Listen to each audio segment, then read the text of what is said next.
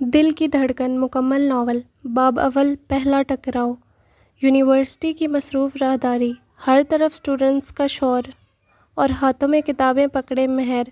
وہ جلدی میں کلاس کی طرف جا رہی تھی جب اچانک کسی سے زوردار ٹکر ہوئی۔ کتابیں ہاتھ سے چھوٹ کر فرش پر گری اور ساتھ ہی مہر کا غصہ آسمان پر پہنچا۔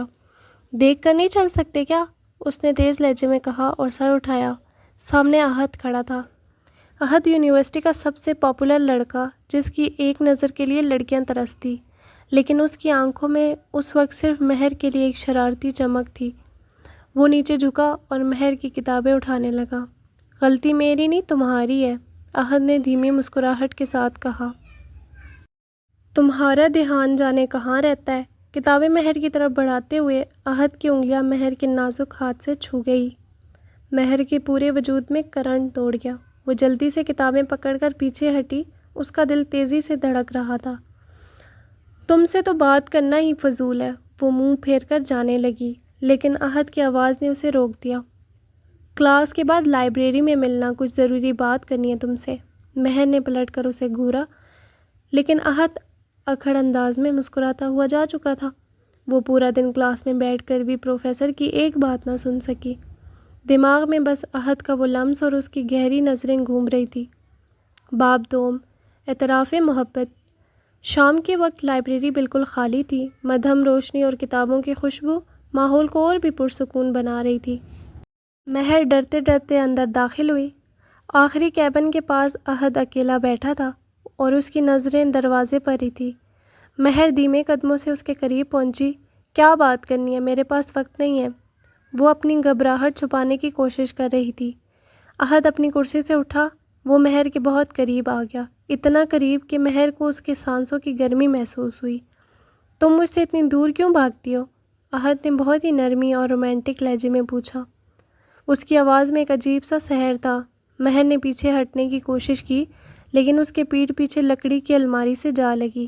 راستہ بند ہو چکا تھا۔ احد نے اپنے دونوں ہاتھ الماری پر رکھ دیے۔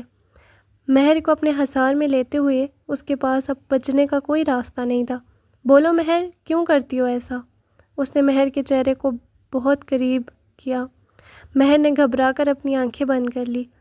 اس کے دل کی دھڑکن اتنی تیز تھی کہ شاید احد بھی اسے سن سکتا تھا۔ احد کوئی آ جائے گا، مہر کی آواز کانپ رہی تھی۔ احد نے مسکرا کر اس کے چہرے پر گرنے والی زلف کو انتہائی پیار سے اس کے کان کے پیچھے آرسا۔ اس کی انگلیوں کی پوری مہر کی گال سے چھو گئی۔ وہ لمس اتنا رومانٹک اور گہرا تھا کہ مہر کے ہونٹ خود بخود کھل گئے۔ آنے دو سب کو، احد نے سرگوشی کی۔ مجھے اب کسی کا ڈر نہیں ہے، میں تھک چکا ہوں اس تکرار سے۔ مجھے تم سے محبت ہے مہر۔ یہ اعتراف اتنا اچانک اور خوبصورت تھا کہ مہر کی بند آنکھوں سے بھی آنسو نکل کر گرے۔ احد نے جھک کر اپنی انگلی سے اس کا آنسو صاف کیا اور پھر مہر کے ماتھے پر اپنے ہونٹ رکھ دیے۔ ایک طویل پرسکون اور محبت سے بھرپور بوسہ، جس نے لائبریری کے اس کونے کو ہمیشہ کے لیے ان کی محبت کا گواہ بنا دیا تھا۔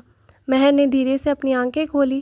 اب ان آنکھوں میں غصہ نہیں تھا، بلکہ احد کے لیے بے پناہ پیار اور سپردگی تھی۔ اس نے پہلی بار احد کے سینے پر اپنا سر رکھ دیا۔ احد نے مسکرا کر اسے اپنی باہوں میں جکڑ لیا۔ باب سوم، چوری چھپے ملاقاتیں۔ لائبریری کی اس شام کے بعد ان دونوں کی دنیا بالکل بدل چکی تھی۔ وہ مہر جو پہلے احد کو دیکھ کر منہ بناتی، اب صبح یونیورسٹی پہنچتے ہی سب سے پہلے اس کا چہرہ ڈھونڈتی۔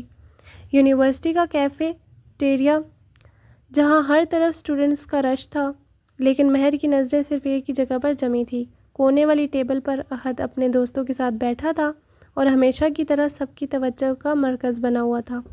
اچانک احد نے سر اٹھا کر مہر کی طرف دیکھا۔ دونوں کی نظریں ملی اور احد کے لبوں پر وہ جادوئی مسکراہٹ سج گئی۔ اس نے دھیمے سے اپنی آنکھ ماری، جس سے مہر کا پورا چہرہ شرم سے سرخ ہو گیا۔ وہ جلدی سے اپنی چائے کا کپ اٹھا کر نیچے دیکھنے لگی۔ اس کا دل بری طرح دھڑک رہا تھا۔ تھوڑی ہی دیر میں مہر کے فون پر وائبریشن ہوئی۔ احد کا میسج تھا۔ اتنی شرماتی ہو تو سامنے کیوں بیٹھتی ہو؟ میری جان لینے کا ارادہ ہے کیا؟ مہر نے مسکرا کر ٹائپ کیا۔ زیادہ باتیں مت بناؤ، پڑھائی پر دھیان دو، فوراً جواب آیا۔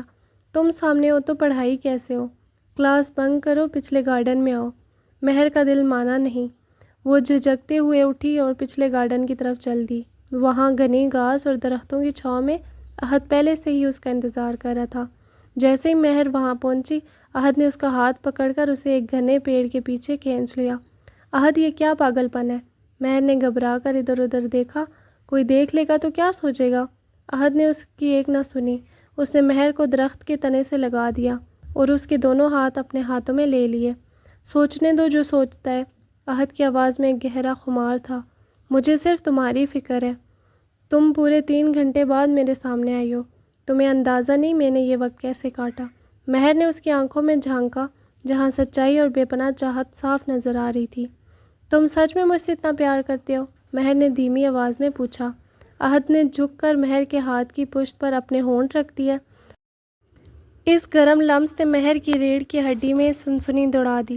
محبت بہت چھوٹا لفظ ہے مہر، تم میری زندگی بن چکی ہو، میرا جنون ہو، باب چہارم، بارش کا جادو۔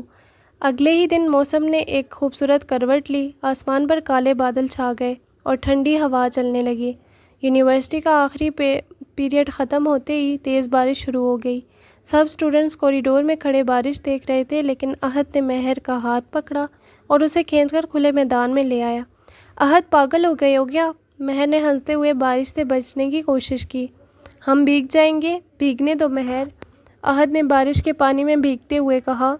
اس کے گیلے بال ماتھے پر بکھرے ہوئے تھے، جس سے وہ اور بھی پرکشش لگ رہا تھا۔ بارش کے قطروں کے درمیان دونوں کی ہنسی گونج رہی تھی۔ احد نے گھومنا روکا اور مہر کو بہت قریب کیا۔ اس کا بھیگا ہوا چہرہ، پلکوں پر ٹھہرے بارش کے قطرے احد کے صبر کا امتحان لے رہے تھے۔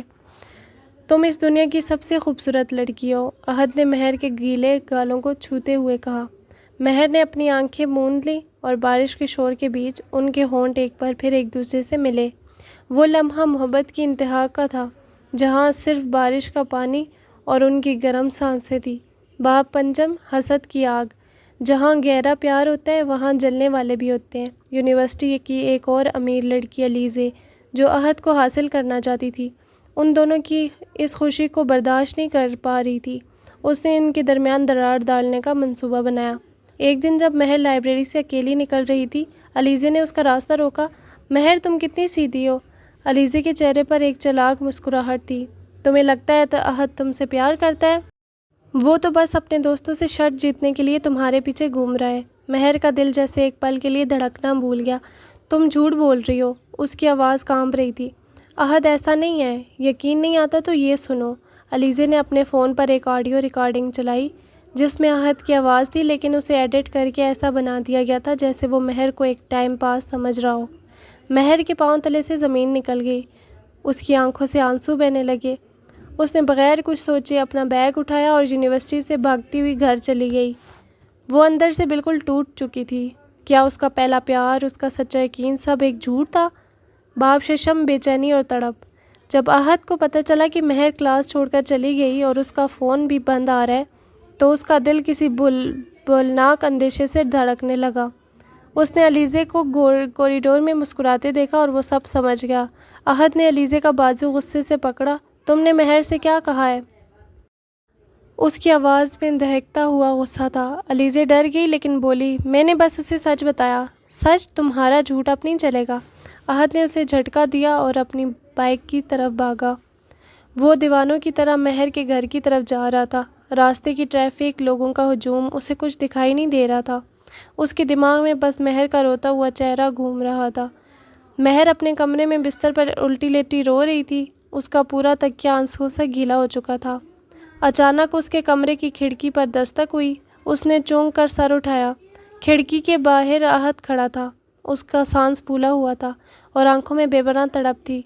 وہ کھڑکی کھول کر بغیر اجازت اندر داخل ہوا۔ مہر، میری بات سنو، مجھ سے دور رہو احد۔ مہر نے روتے ہوئے اسے پیچھے دھکیلا۔ تم نے میرے ساتھ کیا کھیل کھیلا؟ کیا میں تمہارے لیے صرف ایک شرط تھی؟ احد کے چہرے پر دکھ کی گہری لہر دوڑی۔ اس نے مہر کے دونوں کندھوں کو مضبوطی سے تھاما اور اسے اپنے چہرے کے بالکل قریب کیا۔ میری آنکھوں میں دیکھو مہر، کیا تمہیں ان میں اپنے لیے کوئی جھوٹ نظر آتا ہے؟ اس نے اپنا فون نکالا اور الیزے کا بھیجا ہوا سارا میسج اصل ریکارڈنگ کے ساتھ مہر کے سامنے رکھ دیا۔ اس لڑکی نے ہمارے پیار کو خراب کرنے کے لیے یہ سب کیا۔ مہر، میں تمہارے بغیر مر جاؤں گا۔ کیا تمہیں میرے لمس پر، میری دھڑکن پر یقین نہیں؟ احد کی آنکھوں میں سچے آنسو دیکھ کر مہر کا سارا غصہ پگھل گیا۔ اس نے تڑپ کر اپنے دونوں ہاتھ احد کے گلے میں ڈال دیے۔ احد نے اسے اپنی باہوں میں اتنی سختی سے بھینچا جیسے وہ اسے دنیا کی ہر طوفان سے چھپا لینا چاہتا ہو۔ اسی کے ساتھ کہانی امر ہوتی ہے۔